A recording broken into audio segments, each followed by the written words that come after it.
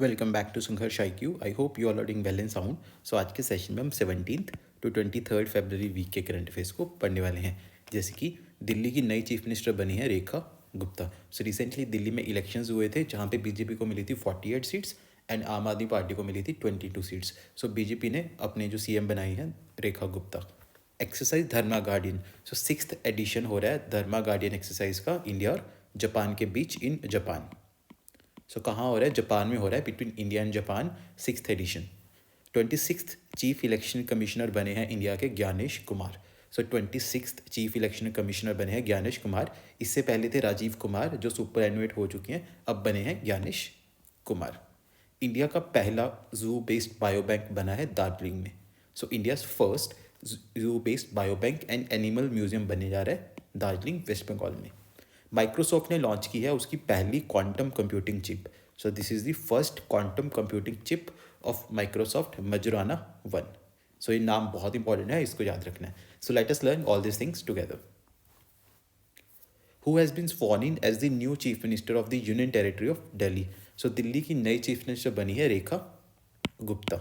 सो recently Delhi में elections हुए थे जहाँ पे बीजेपी को मिली थी 48 सीट्स, आम आदमी पार्टी को मिली थी 22 सीट्स। सो इसी के साथ रेखा गुप्ता बनी है 4th female chief minister of Delhi.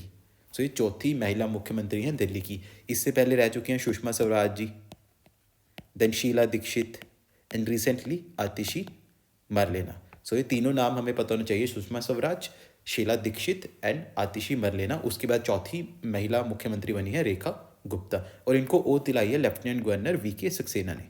सो इनका नाम भी याद होना चाहिए, VK सक्सेना दिल्ली के लेफ्टिनेंट गवर्नर हैं।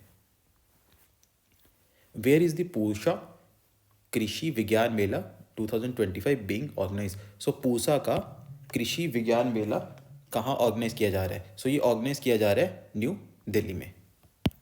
Union minister of agriculture and farmers welfare Shivraj Singh Chouhan. So हमारे जो एग्रीकल्चर मिनिस्टर हैं वो शिवराज सिंह चौहान हैं। इन्होंने विजिट किया पूसा का कृषि विज्ञान मेला नई दिल्ली में ऑन February 2। सो दो इंपॉर्टेंट फैक्ट्स तो हमें यहीं से पता चल गए। ये इवेंट कहाँ हुआ था? ये इवेंट हुआ था न्यू दिल्ली में। और हमारे एग्रीकल्चर मिनिस्टर कौन है? Shivraj Singh Chouhan. The Indian council of agriculture research, Indian agriculture research institute, so ICAR so ये ऑर्गेनाइज कर रहा है इस इवेंट को, Indian council of agriculture research. और इस इवेंट की थीम क्या है? Advanced agriculture developed India. Advanced agriculture developed India. So इस थीम को भी हमें याद रखना है। India is conducting the 6th edition of the joint military exercise Dharma guardian. So India conduct करने जा रहा है इंडिया कर रहा है 6th edition joint military exercise Dharma guardian. किस कंट्री के साथ? सो इंडिया की एक्सरसाइज हो रही है जापान के साथ। So India and Japan will conduct the 6th edition. So 6वां एडिशन है joint military exercise Dharma guardian का from February 25 to March 9 at mount Fuji Japan. So exercise के इंपॉर्टेंट 3 फैक्ट याद होने चाहिए। कहाँ हो रही है, कौन सा एडिशन है और किन कंट्रीज़ के बीच हो रही है। सो कहाँ हो रही है? जापान में। कौन सा एडिशन है? 6th addition. और इंडिया और जापान की ये एक्सरसाइज है। तो ये एनुअल एक्सरसाइज है जो कि एम करती है to enhance cooperation between the Indian army and the Japan ground self defence force, focusing on urban warfare and countering terrorism. Who has been appointed as India's 26th chief election commissioner. So India के 26th chief election commissioner कौन बने हैं? ये बने हैं ज्ञानेश कुमार। सो ज्ञानेश कुमार को appoint किया गया है हमारे राष्ट्रपति जी के द्वारा as 26th chief election commissioner of India, succeeding Rajiv Kumar. So इससे पहले हमारे चीफ इलेक्शन कमिश्नर थे राजीव कुमार जो कि रिटायर हो गया ऑन February 18 और अब बने हैं ज्ञानेश कुमार। सो इनकी जो अपॉइंटमेंट है रेकमेंड की गई थी 3 मेंबर सिलेक्शन कमेटी के द्वारा, जिसे प्राइम मिनिस्टर चेयर करते हैं। इसके अलावा इसमें कैबिनेट मिनिस्टर होते हैं and leader of opposition. So leader of opposition कौन है? राहुल गांधी। और कैबिनेट मिनिस्टर जो इसमें थे वो थे अमित शाह। सो ये तीनों ने, Narendra Modi, Amit Shah and leader of opposition Rahul Gandhi ने बिल के इनका नाम रिकमेंड किया है एंड इसको अप्रूव किया है प्रेसिडेंट द्रौपदी मुर्मू ने। सो हमारा जो इलेक्शन कमीशन है उसमें एक चीफ इलेक्शन कमिश्नर होते हैं और 2 इलेक्शन कमिश्नर्स होते हैं। सो चीफ इलेक्शन कमिश्नर हमने पढ़ा ज्ञानेश कुमार बने हैं एंड जो 2 इलेक्शन कमिश्नर हैं उसमें से एक है सुखबीर सिंह संधू जो पहले से ही हैं और अब एक नए बने हैं विवेक जोशी। सो ये तीनों नाम हमें पता होने चाहिए इलेक्शन कमिश्नर के पॉइंट ऑफ व्यू से। Who was recently honoured with the title of honorary knighthood in the UK. So किन को रिसेंटली ऑनर किया गया है with the title of honorary knighthood in the United Kingdom. So N Chandrasekaran. So N Chandrasekaran जो कि chairman है Tata group के, chairman of Tata group, इनको ऑनर किया गया with the title of honorary knighthood in the UK for his significant contributions to strengthening UK-India trade relations. In which country was statue of Tamil poet and philosopher Thiruvalluvar recently unveiled? So कौन सी country में जो Tamil poet है, philosopher है थिरुवल्लुवर, जो बहुत famous philosopher है Tamil language में, Tamil grammar में और तमिल पोइट है, इनका जो स्टैचू है रिसेंटली अनवील किया गया है फिलीपींस में। सो फिलीपींस में इनका स्टैचू जो वहाँ के इंडियन एम्बेसडर है हर्ष कुमार जैन, इन्होंने अनवील किया है Tamil poet and philosopher Thiruvalluvar का statue at Gullas college of medicine in Cebu Philippines. So बस हमें कंट्री याद रखनी है, हमें बहुत स्पेसिफिक नहीं याद रखना है कि कौन सा कॉलेज या कौन सी सिटी थी, फिलीपींस में अनवील किया है, इतना याद रखना है। Where is the fifth multilateral naval exercise Komodo being conducted. So fifth multilateral naval exercise Komodo कहाँ कंडक्ट की जा रही है? सो ये कंडक्ट की जा रही है इंडोनेशिया में। सो ये इंडोनेशियन नेवी की एक्सरसाइज है, fifth multilateral naval exercise Komodo MNEK 2025 Bali Indonesia में फरवरी 16 को ये स्टार्ट हुई थी और फरवरी 22 तक कंटिन्यू। इसमें टोटल 39 कंट्रीज से पार्टिसिपेशन है। सो टोटल 39 कंट्रीज़ के लोग इसमें पार्टिसिपेट कर रहे हैं, including US, Russia, China, India, Australia, Singapore and other countries. So इसकी थीम क्या है इस साल की? Maritime partnership for peace and stability. Maritime partnership for peace and stability. Where was India's first open air art wall museum inaugurating. India का पहला open air art wall museum कहाँ inaugurate किया गया? सो ये इनोग्रेट किया गया है न्यू दिल्ली में। सो इंडिया का पहला ओपन एयर आर्ट हम यहाँ पे देख सकते हैं, open air art wall museum फरवरी 18 को इनोग्रेट किया गया था एट मौसम भवन इन न्यू दिल्ली। जो हमारे यूनियन मिनिस्टर हैं for science and technology doctor Jitendra Singh, इन्होंने इसको इनोग्रेट किया था to mark the 150th year journey of the Indian meteorological department. So जो हमारा मौसम विभाग है जिसे हम इंडियन मेट्रोलॉजिकल डिपार्टमेंट बोलते हैं, इसकी 150वीं एनिवर्सरी थी, उसके मौके पे इन्होंने इसको इनोग्रेट किया।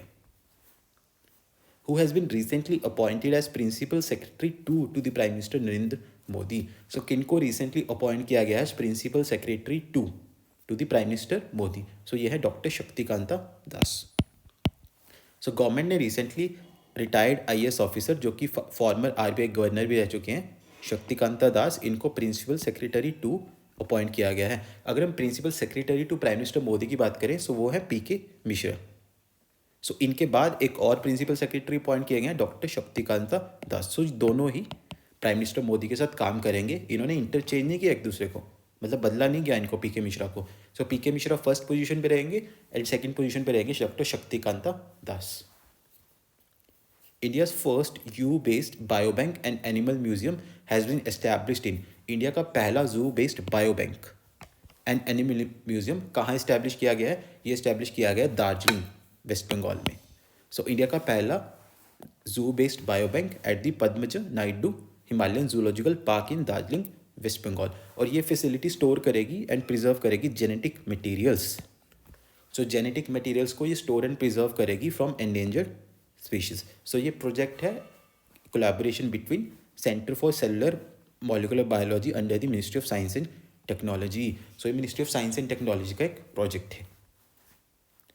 Which state has recorded the highest number of bird species during the Great Backyard Bird Count? So कौन सी स्टेट ने highest number of bird species को रिकॉर्ड किया है during the Great Backyard Bird Count? So recently ये event हुआ था Great Backyard Bird Count, जहाँ पे सबसे ज़्यादा स्पीशीज पाई गई हैं bird species in West Bengal.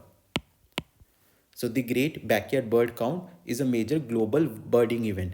ये ग्लोबल बर्डिंग इवेंट है where the bird watchers count species. इसमें बंगाल ने लीड किया है इंडिया को फॉर थर्ड कंसेक्यूटिव ईयर, जहाँ पे टोटल 543 स्पीशीज को पाया गया है और रेयर स्पीशीज जैसे कि ibisbill and common starling, ibisbill and common starling जैसे स्पीशीज को भी वहाँ पे स्पॉट किया गया है। Which organisation has launched its first quantum computing chip called Majorana one. So कौन सी ऑर्गेनाइजेशन ने अपनी पहली क्वांटम कंप्यूटिंग चिप को लॉन्च किया है जिसका नाम है मैजोराना वन? सो ये है माइक्रोसॉफ्ट। सो माइक्रोसॉफ्ट ने अनवील किया है मैजोराना वन, उनकी पहली quantum computing chip to improve stability, speed and practicality in quantum computing. और ये चिप यूज़ करती है मैजोराना पार्टिकल्स को, जो कि एक एक्जॉटिक क्वांटम स्टेट में होते हैं to minimise computational errors and enhance reliability. So हम देख सकते हैं गूगल भी अपनी क्वांटम सुप्रीमेसी दिखाने को चाह रहा है, फेसबुक, माइक्रोसॉफ्ट से डिफरेंट डिफरेंट कंपनीज अपनी क्वांटम सुप्रीमेसी कि हम एक प्रॉब्लम को कितनी फास्टेस्ट सॉल्व कर सकते हैं। सो उसी के लिए माइक्रोसॉफ्ट ने भी अपनी पहली क्वांटम कंप्यूटिंग चिप लॉन्च की है मैजोराना वन। सो ये बहुत इंपॉर्टेंट होगा हमारे एग्जाम पॉइंट ऑफ व्यू से, इसको हमें याद रखना है। Javelin anti-tank guided missile has been developed by which country?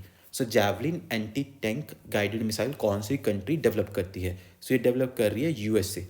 So India और यूएसए दोनों मिलके इसको को प्रोड्यूस करेंगे जावलिन, जो कि यूएसए की मिसाइल है फॉर इंडियाज डिफेंस नीड्स। ये एक मैन पोर्टेबल है, हम देख सकते हैं इसको आदमी ने उठा रखा है। फायर एंड फॉरगेट मिसाइल है जो कि हैविली आर्म्ड व्हीकल्स को डिस्ट्रॉय कर सकती है, जैसे कि battle tanks, lighter military vehicles, bunkers, fortifications and helicopters को भी ये डिस्ट्रॉय कर सकती है। Which country is the host of BRICS summit 2025? सो कौन सी कंट्री ब्रिक्स समिट 2025 को होस्ट करने जा रही है? ये करने जा रही है Brazil. So last year Brazil ने G20 समिट होस्ट किया था रियो में। सो इस साल ब्राज़ील होस्ट करने जा रहा है BRICS summit in Rio de Janeiro on July 6 to 7, 2025। और इसका फोकस रहेगा ग्लोबल गवर्नेंस रिफॉर्म पे and stronger cooperation among global south nations. अगर हम ब्रिक्स की बात करें, सो 2001 में गोल्डमैन सैक के एम्प्लॉय थे जिमो नील। सो इन्होंने कॉन्सेप्ट दिया था ब्रिक कंट्री का, जिसके बाद 2006 में वहाँ के फॉरेन मिनिस्टर्स की मीटिंग हुई। उसके बाद 2009 में first time summit level meeting हुई जहाँ पे प्राइम मिनिस्टर और प्रेसिडेंट लेवल के लोगों ने पार्टिसिपेट किया, Brazil, Russia, India and China के ब्रिक कंट्री के। जिसके बाद साउथ अफ्रीका ने ज्वाइन किया 2010 में।